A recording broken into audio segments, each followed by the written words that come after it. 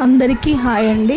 ఇప్పుడు పిల్లలందరూ వాళ్ళు నేర్చుకున్న స్టెప్స్ మొత్తము ఈ బియ్యం పైన ప్రాక్టీస్ చేస్తారంటండి. డ్యాన్స్ చూసేయండి మీరు కూడా. వాళ్ళ మేడము చెప్తుంటే ఆ స్టెప్స్ మొత్తం వీళ్ళు చేస్తుంటారండి.